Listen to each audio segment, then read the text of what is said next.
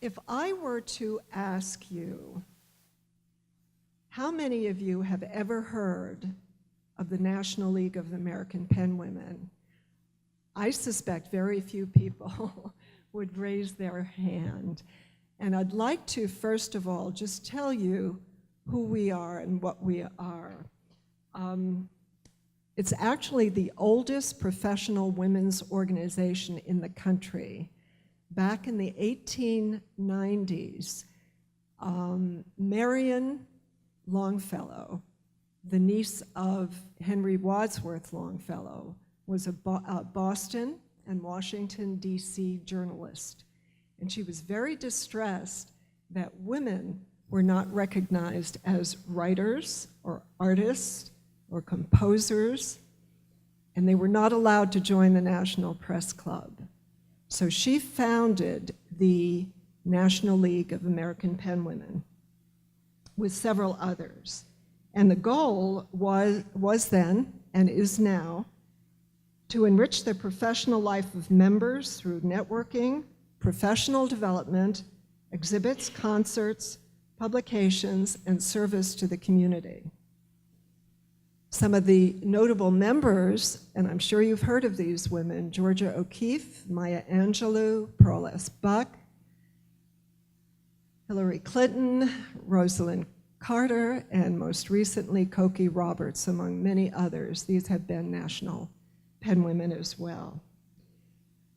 The Cape Cod branch of penwomen was reinstated by Marion Vuillemin, and I think many of you probably recognize her name. She was the founder of the Cape Cod Writers Center, and she was known for mentoring writers, for bringing publishers to the Cape. So we feel and felt this is kind of a natural thing for penwomen to do, to encourage the writing establishment on the Cape. And we're very, very honored to have these two speakers with us tonight: Pete Schiffer, who is the head of Schiffer Publishing, and Michael Grossman, who is a self-publishing agent. I'll speak about them in a moment.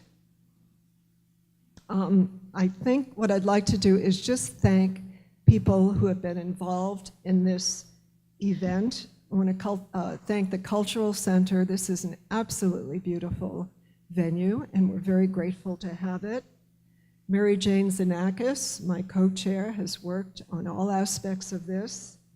Suzanne Packard in the back, who is the League membership chair. And I would encourage you, if there are any of you here who are interested in joining the penwomen, to please stop by and chat with Suzanne. And I'd like to thank CCTV for videotaping this event, which will go out to the public and help them. So tonight's program, what we're going to do, each speaker will have about 30 minutes to share his area of expertise. And we would appreciate it if you allow both speakers to finish before you have questions. And then what we'll do after both gentlemen finish speaking, we have plenty of time to answer all of your unique questions, because I'm sure most of you have your own special questions you need to ask. So our first speaker tonight is Michael Grossman. Michael holds a BA and an MA from Michigan State University. He taught at Oakland Community College outside of Detroit and the New School in Manhattan. He's appeared on national radio and television shows, including Arthur Fromer's Travel Channel and NBC in New York City. His articles have appeared in consumer and trade magazines on many diverse topics, including green living, ethics, travel marketing, and bank marketing. His publications include Advertising Age, Ergo Solutions Magazine, and American Banker, and Plane and Pilot Magazine. And his book talk venues include repeat events at the New York Public Library. He currently runs the online site eBook Bakery that I'm sure he'll tell you about, and helps fellow authors to self-publish. So with that, I'd like to have us give a welcome to Michael Grossman.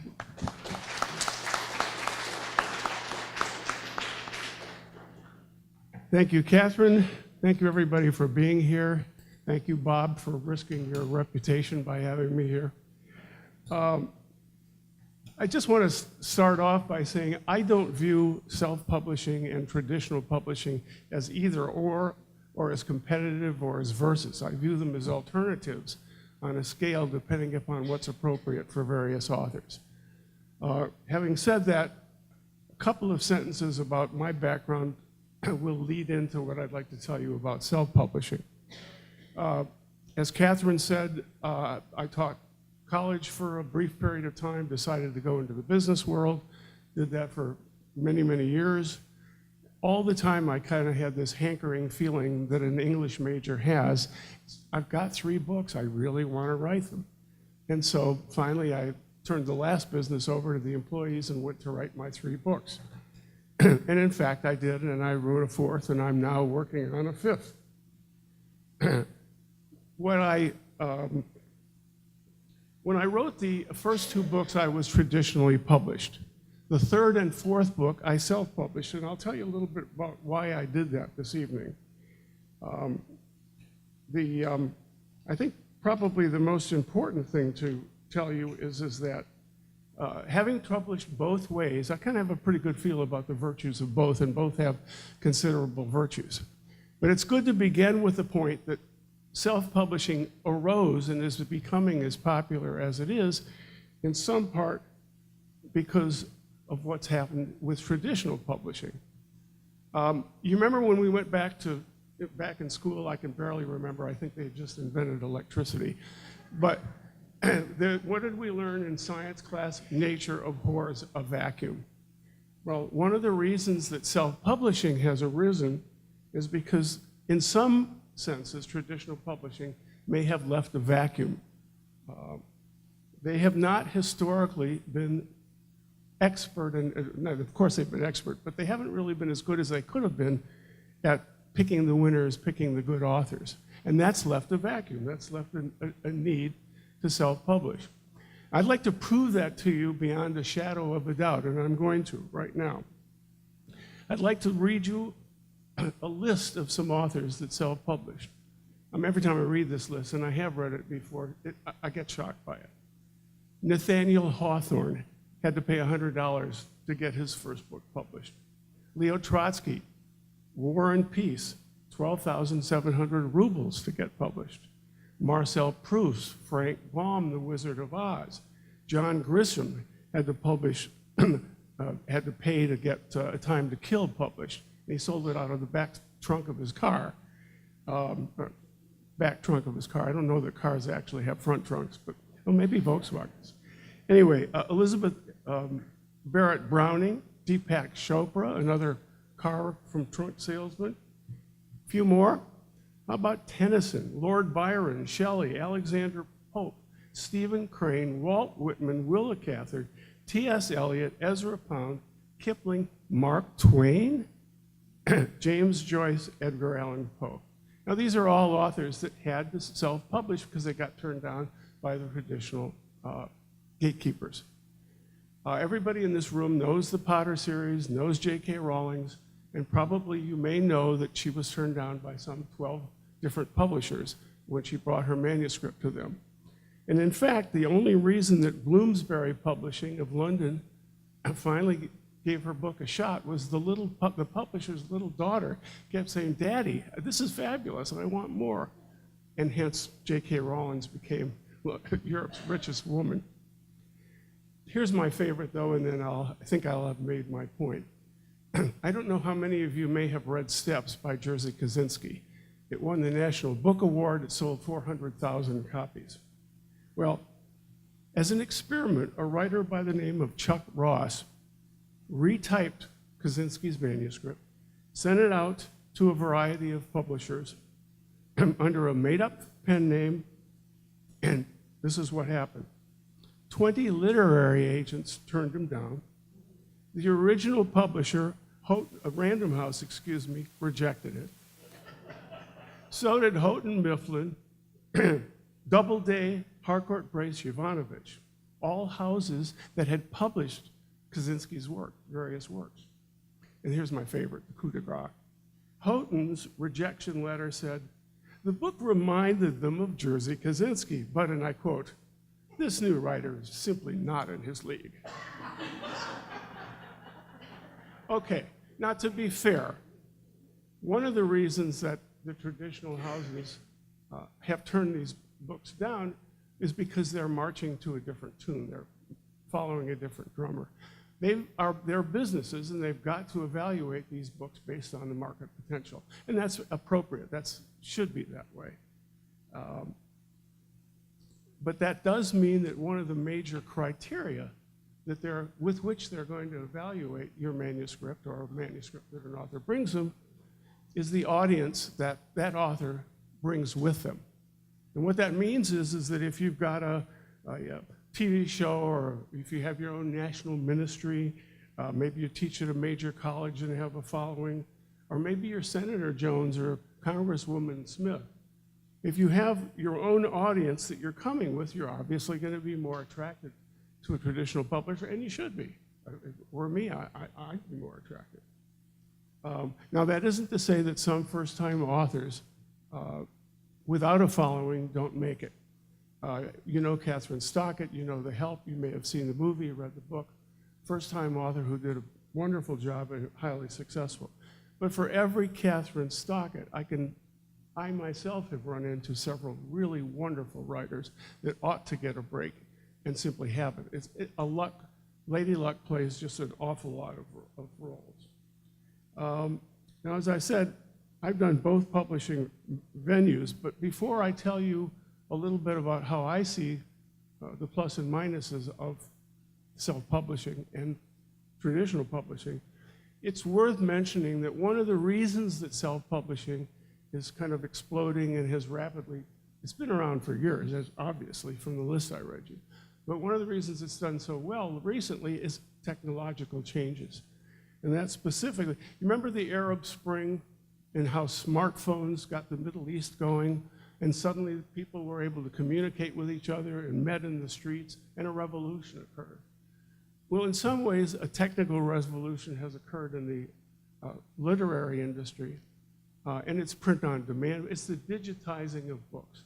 It's print on demand, it's ebooks, it's all kinds of things that have made publishing affordable and available to the masses. The publisher that printed my first two books had to risk a lot of money and spend a lot of time and do an awful lot of work because those books were printed offset. And that means that there was a minimum print run. It means that there was a significant investment that he had to make. When I decided to print my third and fourth books through print on demand, you want to know how much? I was able to order one copy of each to check it out at first. That's probably how many copies I sold too. That's another story. But anyway, those books cost me about $3, $3.50 a piece because of how inexpensive print on demand can be. Now, for that reason, digitized printing on demand has made the industry supposedly much more democratic. It's opened it up to the masses, so to speak. If you ask me later, I'll tell you why. I don't really think that's the case, but that's another story. Besides print-on-demand books, of course, we've got ebooks, and they represent approximately 20% of the market, and that's kind of flattened out. It's pretty well stayed at that level, but 20% is nothing to sneeze about. Amazon, by the way, for every 100 paperback books, they sell 143 ebooks. And ebooks, if we had more time, I could list 20 reasons why ebooks are such a wonderful way to go. So self-publishing is coming on strong. When is it a good option and when isn't it? Well, here's what I tell a lot of my authors. If Pete to my left comes to my author or meets with my author and says, I think we're interested in your book, my likely first recommendation, especially given a house as well run and sophisticated as Schiffer is, and I'm not saying that gratuitously, I would say by all means you should talk to them and go with them, because the likelihood is that the support that you're going to get is so considerable that there's no way you should pass it up. Let's take a look. Pete will say more about this, but some of the things that you get, you're going to work with a professional editor who's going to hone your book, and Pete and his organization will have all kinds of press, television, blog prospects, contacts, the marketing of the book. So I won't spend much time on it because it's not my arena, but it's considerable and it's important. All the contacts, the book tours, the support that an author can get. On the other hand, I also tell my author, be a little bit realistic, because Pete's a businessman and a successful one, and they're going to invest in you to the degree that they think your book has economic value to it. So you may be, as an author, thinking, oh, he's going to full-page ads in the New York Times. That may very well not materialize, and he'll tell you so up front, of course. But, be realistic in what you can. So, all right, having said that, why did I self-publish my third and fourth books? Well, to get the first two traditionally published, I can tell you, you'd see the lack of hair. And I think I received about 200 rejection letters before I finally got those two books published. Each one of those letters represents a huge amount of work, represented finding the right person to send it to, tailoring it to the audience, finding an agent and what their list is, finding a house and what their list is, mailings. In my day, of course, it was posted. It might have been Pony Express, but there was an awful lot of work involved to get the query letters, the book proposals. I finally did it, and I finally got it done, but I really wanted to avoid that with my third and fourth book. Now, first and foremost benefit of self-publishing is, guess what? You're going to get a book published. And any of you who have published, or those of you who are maybe thinking of it, I can't tell you, it is just plain a thrill to hold your book in your hand when it first comes in. You've worked so hard on it, you put a lot of effort into it. It's exciting, and it's a really wonderful experience. And you can't beat that. As an aside, we all harbor the little secret wish that we're going to get rich. That book is going to hit Amazon. It's going to fly off the shelves. And I have a word of advice that I tell everybody who comes to me with that secret wish. If you think you're going to get rich self-publishing, start a hedge fund. Go in your backyard, and there's got to be some oil under there somewhere. But if you're wanting to self-publish, be realistic. Plan on spending money, don't plan on making it. Well, how come? Well, why am I such a Debbie Downer? Last year, some 800,000 books came to market. Not all self-published, but quite a few of them were self-published. Because they're digitized books, they don't go out of print. That means this year's 800,000 coupled with last year's 800,000 coupled with, and you get the picture. So the difficulty of trying to break through that clutter is tremendously significant. Some other benefits of self-publishing. First of all, the author has the freedom and the final word. But I would take that with a grain of salt. If you work with one of Pete's editors or a traditional house's editors, one of the most valuable experience I had publishing my first two books was working with that editor, trying some of their suggestions, getting some of the support that they offer. Now, I can tell you that I resisted. When they told me with shrink wrap, my second book, I guess it was, you got to move chapter 1 in the opening around. I said, what are you kidding? I've been working on chapter 1. And the pain, and oh my God. I tried it. And the benefit that you can get from this author, from the editor's suggestion of moving things around, stretching yourself as a writer, trying other things is worth it. If you're a self-publisher, in the end, you can say, okay, I want to go back to what I had, but try it first. Give it the stretch, give it the learning experience, because it's really helpful. So if you work with a book shepherd like myself, you'll get some help, hopefully creating a striking cover.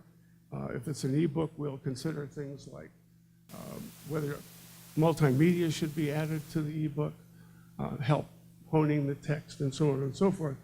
Although I'm not, I don't consider myself an editor. When writers come to me, self-published writers come to me who need some help, I will send them to an editor. You'll get the press proof back inexpensively. And I have never yet gotten a book back, a press proof back, and I haven't seen all kinds of ways of improving it. It's not the same as looking at it on the screen. It's not the same as some kind of printout that you can make. When you see that book, oh, why don't I try that, et cetera, et cetera.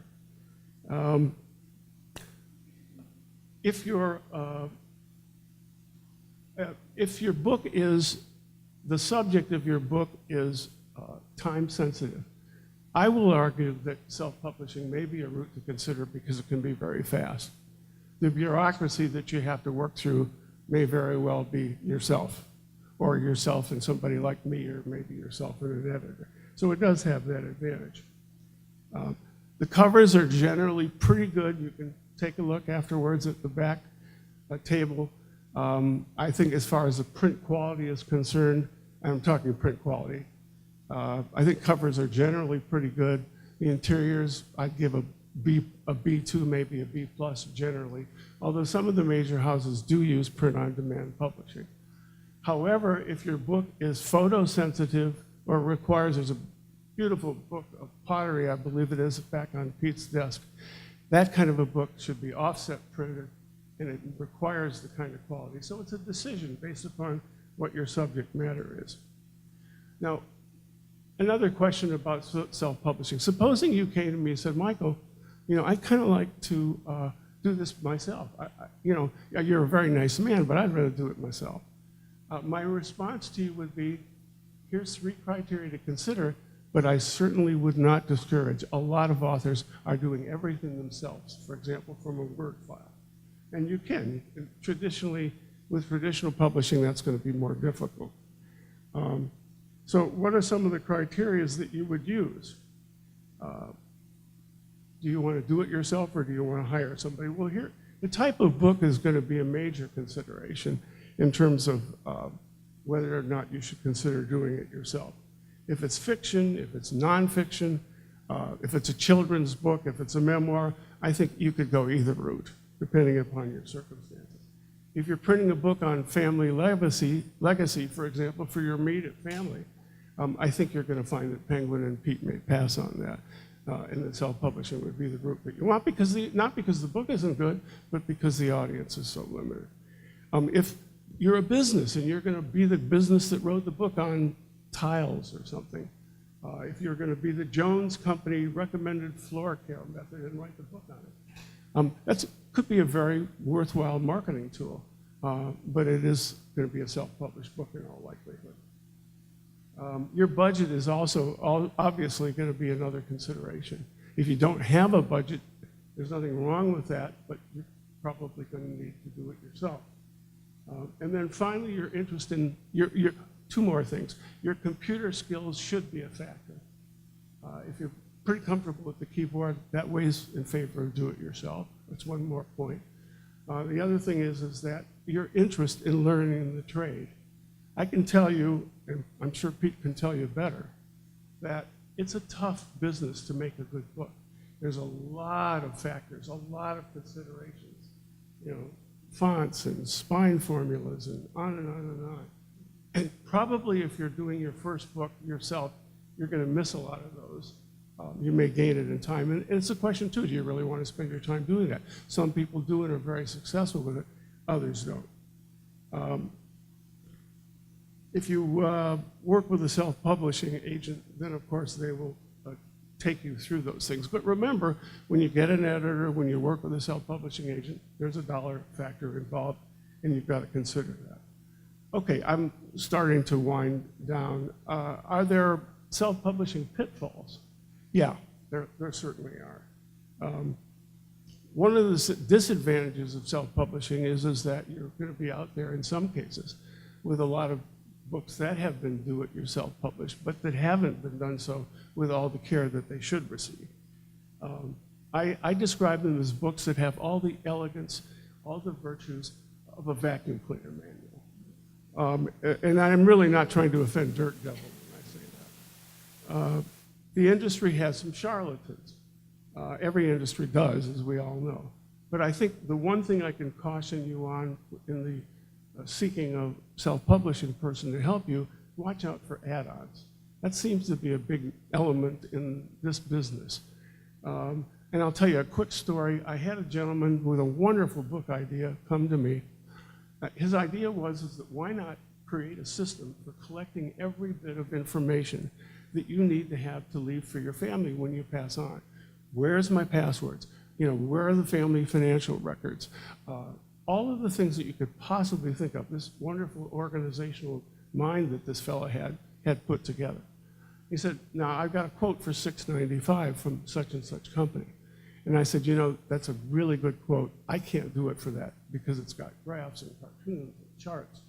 It was a complicated book. I said, but do me a favor, just because I'm always learning, please, contact me in a few months and let me know how it's going. I'd kind of like to learn. 3 months later, he called. They were up to $3,200. And would I please do his book? And I did. So watch out. There are a lot of little games that are played in that, and I find them unattractive. Royalties, I think that the author should keep all the rights and all the royalties, and it should be done that way, especially in a self-publishing book.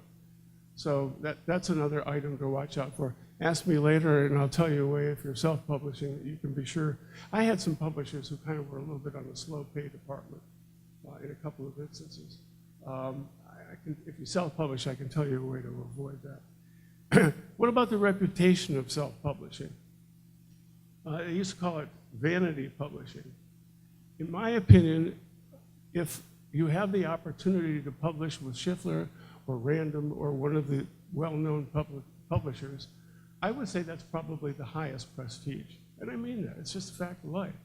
And I would urge, if that opportunity exists, that's from a prestige point of view also, that is a consideration.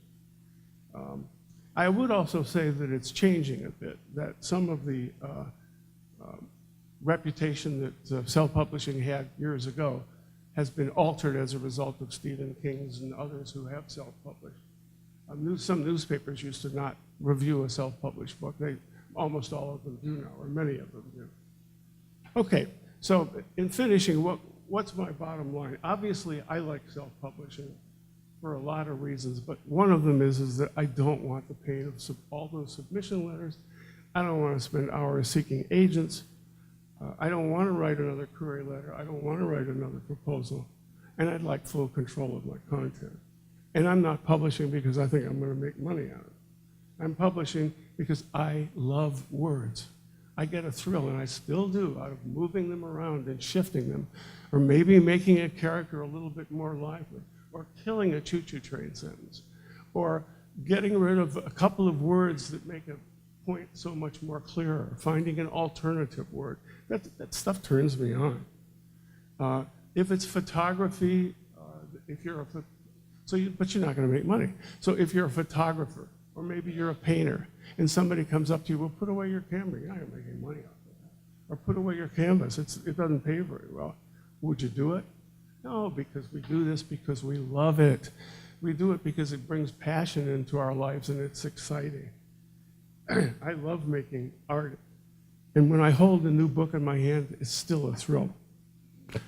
So lastly, if I am called to meet my maker, hopefully not this evening, and he says, hey, assuming of course that I'm ascending, and he says, hey, Michael, what's your life worth? What have you done? What have you accomplished? Well, of course I'm going to tell him about my wonderful relationship with my wife. I'm going to tell him about my child. I'm going to tell him about my grandchildren. But I'm also going to say, I'm going to smile, and I'm going to look at him, and I'm going to say, I'm so proud of this. And I'm going to hand him Shrink Wrap, my second book. Thanks. Pete, I'm going to give you the whole audience.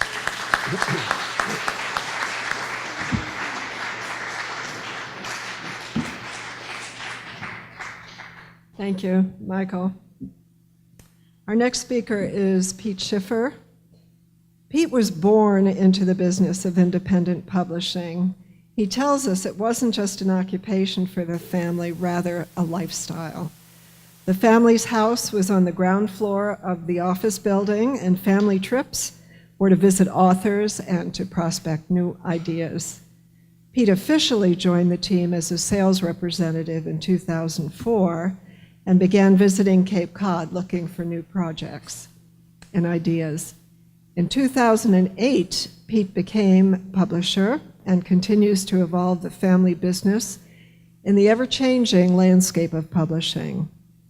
Today, Schiffer Publishing has over 6,000 titles in print across its diverse range of subjects for the passionate reader, and you'll find a very strong Schiffer presence in all of our Cape Cod bookstores, and usually they're the most attractive books.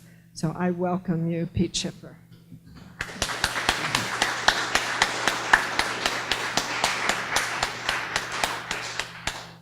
Thank you, Catherine, for having me this evening. Thank you to the National League of American Penwomen and to Michael Grossman.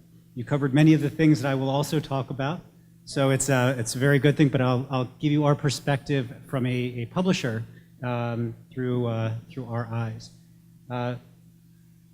The first thing I want to describe is who we are. And Schiffer Publishing is located in southeastern Pennsylvania on what we call the Book Farm. It's a 140-acre farm where we have our offices, and yes, our house was the bottom front half of the office building when my brother and I were in high school and thereafter. We also do all of our warehousing and distribution in the same location. The company was founded on a different farm in Westchester, Pennsylvania, and we ran out of space there, and the neighbors didn't appreciate tractor trailers driving through their developments to get to us, so they encouraged us to move west. In the front of so it's a very beautiful area. Half of the valley where we are is zoned industrial, and the other half is zoned agricultural. So we look out over fields, and we have lots of birds and bald eagles and things that fly around us. So we're not a New York City publisher in a high rise, just to let you know. This is the back of how we look from the road, just to show that we are also a distributor. We distribute all of our own books. That, for us, that's a very important part of our business, to be able to have the controls of the stock, and we'll get into that a little bit later on. But here, you can see from the road, we have quite a large warehouse. And as my father used to say, the object of a large warehouse is not all of your successes, but all of your failures. It's all the books that are still sitting. I get a lot of self-published books sent to me as proposals. And the question really is what can we do as a publisher to increase the reach of that book? What are the things that we can do to improve upon that book with our knowledge and our expertise? So it's really on a case-by-case basis. I have books also coming that are part of Kickstarter campaigns where someone has gone online and they've started a Kickstarter, and they've been able to fund and create the book themselves, and they get all the books to their garage, and then they say, oh my gosh, what do I do with the rest of these? So it depends on what the material is. We don't exclude books just because, in our acquisitions process, just because they were individually published. But we do need to understand what was the marketing effort, what was the marketing reach, and what were your sales? And then why are you looking for a publisher now that you have already released the book? Yeah, I think I would add to that. Rule of thumb I've been given is that if the self-published book sells between 5,000 and 10,000 units, it's an indication to a potential traditional publisher that it might be worth picking up. The other side of it is it really depends a lot on the effort that the author wants to put in to marketing his book once the book is out. So there's two different levels. There's marketing the book as a self-published entity. How much, because you can really spend full time on the hundreds of different things. I was telling Pete earlier, when I had my cruise industry business years ago, the marketing efforts were you did direct mail, you ran an ad, and you did some press releases, maybe a catalog. Today, it's 100 different things. So if an author wants to attract a traditional publisher, one of the things he's going to have to do is get out there and start to show some activity to market. And that can be a full-time job if they're willing to do it. It's very hard to break through the clutter it can be done, and some books do it, as Pete has suggested. Other questions? When it comes to size of the book, how does that work in collaboration between the author and the publisher? I mean, I've noticed you have different sizes of books that are on the table. Do you mean trim size or page count? Trim size. For us, it is a understanding of the market, the goals of the project, the intention of what the project is going to be, and what we believe is the best result to create it. We have many different trim sizes because there are many different formulas that would work for a book. It does, and so that's part of it. Is what is the price that the audience is willing to pay for the book? What is the expectation on hardback, softback? What is the functionality of that book? A big art book is a big art book, and a book that you want to sit in bed and read is a book you want to sit in bed and read. My dad used to have something called the belly test, and to determine if a book was too big, he would say if it's supposed to be a reading book, he would lay in bed and he would put the book on his chest and he would start reading. And if after 5 minutes he had trouble breathing, it failed the belly test. For self-publishing, I think you're considerably more limited because we're not doing offset. Or if we are doing offset, it's with less frequency. So there's about 10 different book sizes that you can go back to the table and you'll see a number of them.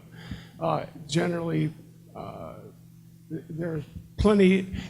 The other thing too is that the retailers that we are working with are generally more limited in terms of what they're expecting from a self-published book. So if it doesn't fit into the 10, the traditional publishers like CreateSpace and Division of Amazon, et cetera, won't do it.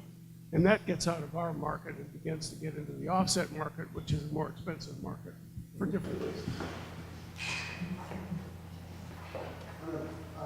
Please speak up. Good, thank you. Somebody writing their first book, unknown, how important is the title of the book? In other words, somebody walking by and looking at the book, they might say, hello. How important is the title to attract somebody to the book? One thing I'll say about titles, is that after you've written your 25th or 50th title to try and get it right, is to recognize that just about whatever you come up with is already going to be out there.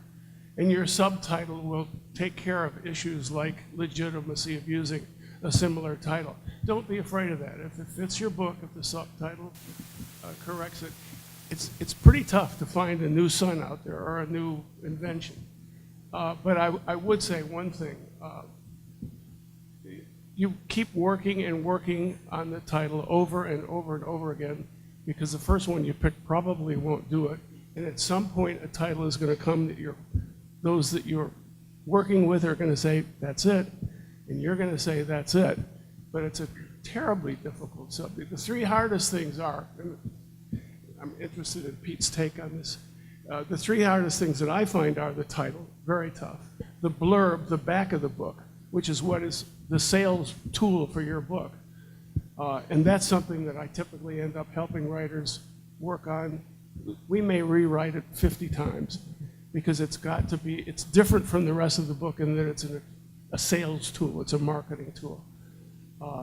And I think that, if you are writing a query letter to a traditional agent, that's very, very difficult as well to get it right. We wrestle with this too. Whenever we contract a book, the title we use on the contract, we consider that a working title, because invariably it's going to change from the time when we conceive the project to the time that the book is released. So it's something that is amoebic. It's going to change shape and form based off of what your book becomes. The title is just as important as the cover design and the overall experience that somebody will have. My head of sales will say some people don't judge a book by its cover, but some people base their purchasing decision based off of that. So title is critical on a number of factors. It needs to be descriptive of what the book is. So it also needs to have words that relate to the subject matter of the book for search engine optimization. someone goes into a location to search for your book, the title needs to say what it is, either in title or in subtitle, but it needs to be there somewhere.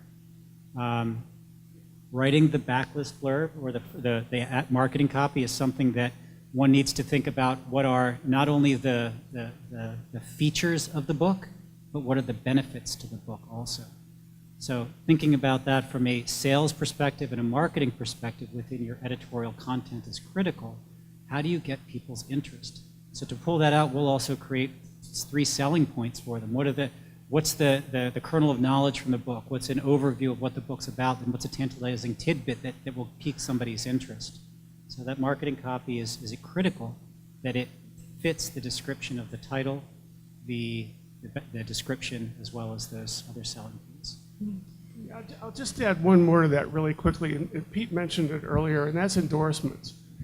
The effort that you put into getting some names to endorse your book. And there's all kinds of tricks of the trade to try and get that done. But that's important too. If you can show that have been written up in the New York Times, if you can show that, a famous subject, somebody who's knowledgeable in your subject area has endorsed the book, that's another powerful marketing thing. It takes some work to get, but it is doable. Gentlemen? Yeah, I had a book out for a year and a half. I had a publicist in LA. He got me on every radio station in the country. Could you speak a little louder? I have a book that's been out for a year and a half. I had a publicist in Los Angeles, actually Beverly Hills. He got me on every radio station in the country, Hawaii, everywhere. My book's selling like crazy. Contract went out with him, ran out with him. I'm now live on Cape, obviously, and I'm doing book signings, and my book is on Facebook. Should I hire another publicist, maybe in Boston instead of LA? Or where do I go from here? Apparently your business doesn't do it, from what you said, I understood it to say, find a publicist. You don't really do that much promoting. You create the book, hand it to the author does the work, which is fine. But my question is, my book's done, and where do I go from here after what I've already done? And as a matter of fact, my book was voted Best Fiction 2015 in Los Angeles. So, but you think it would springboard me to something, but I haven't.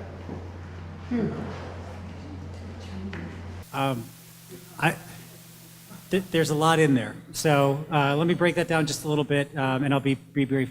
So if you have a publicist that is publicized, did you work with a publisher or did you self-publish the book? Self-published. So as a publisher, we do a lot of publicity, and we do get authors on radio stations as well as written up in newspapers and in other ways. So if I wasn't clear before, I apologize. Our promotional and efforts are to sell the book, so we will do things to get our author on different programs and other things. But the goal for us is to sell a book. We're not going to be doing the branding and the marketing for the publicity for that business, if you will. Our focus is on a book. To your point of should you hire somebody based in Boston versus Los Angeles, it depends on what their connections are. I mean, it's. Hire you to do publicity. No. We didn't publish your book. But if it's selling like hotcakes and it's doing really well, let's talk. Maybe it does fit into what we do. And if there is a greater market there that is untapped that we can capture together, there may be something there. Thank you. So thank you both for being here, and thank you for having this event. My question is, what's the scoop on authors who are writing nonfiction or say memoirs, and they're telling the story the way they see it, but they're using names? I've been told that's not okay to do, but then you see people doing it all the time. So what's the scoop as far as release or permission to use names, or do you need that? I'm sorry, would you ask that question? Sure. What's the story about the people writing nonfiction and they use names of real people? They're telling the story as they see it. So is that okay to do, or do they not do that? You see people do that all the time. So, but I've been told that's not okay. That gets into a legal area, and I advise my authors to be pretty cautious about it. Unless there's some critical reason, or they're a public figure like a politician, it kind of automatically opens them up. I'd be a little careful with it. If there isn't some reason that you can't change the name, I would change the name if you can. The other thing is watch out, and Pete mentioned this, and he's dead on as he is on so many of the things he said. Watch out for use of material that isn't yours. Get permission to use it. If you have to pay for it, pay for it. If you want, if it's that valuable for your book. Photo photography. And let me tell you a mistake I made very quickly. I got 2 lawyer letters about 10 years ago saying, wait a minute, dude, you can't use those photographs. That was from one of our authors. From one of our photographers, excuse me. And in my naivety 10 years ago, I had taken them off of Google Photos, thinking, oh, well, if it's Google Photos, I can use them. Yeah, 2 $500 payments later, I can not use them, but at least I can stay out of trouble. So with all of those kinds of elements, you really do need to try and err on the side of caution and try to get as much permission as you can. And I'd be careful about anything that gets you in a potentially illegal situation, because I'm a coward. I just one quick question on the same topic. Aren't some things go out into public domain after so many years though? Yeah. So then you're okay if you use something that's over 50 years old or so on. I believe it is okay. It is, but isn't it a moving target? It is a moving target because you have to look at where you got that information. You have to look at, are you going from that original source, or are you sourcing it from somewhere that may have an overriding copyright, a newer copyright to it? Copyright is one of those things that a lot of it is subjective. And to your question about should you get permission, forgiveness or permission, credit versus permission. They're all very, there's some black and white lines there, but if somebody will be very happy to be mentioned in the book and they didn't give you permission, they're probably going to be okay with it. But if you're defaming them in any way and they are taking it negatively, then they're going to prickle up pretty quick. And depending on how annoyed they are, they may come after you. So there's some subjectivity in it, but we always want to make sure that permission was granted wherever and however it could be. For the use of physical materials like images and other things, it's pretty black and white. And in our book building guide also we break down what these year breakdowns are for intellectual property materials. But you just need to make sure that if you can get permission for it, that you do. In the book I did for Schiffer, I think I have over 100 photographs that I used along with the artwork, and I got written permission from everyone, but also gave credit to every photograph and its source. So I felt comfortable with that. Questions? When you work with an editor or a ghostwriter, what kind of rates do you pay, and what kind of legal contracts do you need? They're all over the lot. You can pay $50 an hour, and you can pay several $100s an hour. It can be quite expensive. It depends upon your project. It depends upon the editor that you're working with. So, I mean, it's an unanswerable question, depending upon the particular editor. A lot of the editors that I send my authors to will work in the $50, $75, $100 an hour range, just to give you a sense of how many hours does it take. It's unanswerable depending upon the project you have. But one thing, and I can't remember if I mentioned this or not, but in terms of working with an editor, if they do suggest, I guess I did, if the editor suggests making some changes and your back is up a little bit because you kind of want to stay with what you've got, give it a try. These are, play with it, be flexible as a writer. If you decide that you don't want to do what they've said, okay, in the end, but these people can be just so incredibly valuable. And you'll learn, when you work with them as a writer, you'll begin to see that some of the traits that they're talking about in terms of your writing that you can correct or improve upon. It's a wonderful education working with some of these people if you're flexible and open to try what they're suggesting. Also, one other thing too, writers groups. Many of you are probably already members of writers groups, and you can get an awful lot from it. Just remember though, you've got to be the final decider in the end, because you're going to get, at any table of writers, you're going to get contradictory opinions. So in the end, the buck stops with you in the end, but it's still worth, it's a mental stretch that's good for you. Katrina? Just come back to this thing, to the legality question. One of my characters was very well known in another country. Can you speak up, please? One of my characters was very well known as a leader of another country. He's now in spirit for 5 years ago. Just a little bit. He died 5 years ago. He's in my book. I've tried changing his name, but all the situations point to who he is anyway. Do I need to get permission from his remaining family members who are still alive? What is your book fiction or nonfiction? It started out as memoir, it went to fiction. I cannot seem to decide which it is. If you are reciting history and they're facts, then that should fall under, the use of his name should fall under fair use. But if you are going into fiction, then that's when things start to gray a little bit. So it would be a matter of how are you representing that person or that character? I'm representing him in a very positive way. I don't say anything to nothing. But he does have a name down. I need to track him down and ask them him as a character. Stating facts, you would be, I don't want to, I'd say this isn't black and white, but if you're stating facts of history, then you would fall under fair use. If you are adapting those facts for dramatic effect, then that's where the use or misuse and permissions may need to come in. Catherine? Could you discuss, please, the pros and cons of using a pen name and how that can impact your marketing effort?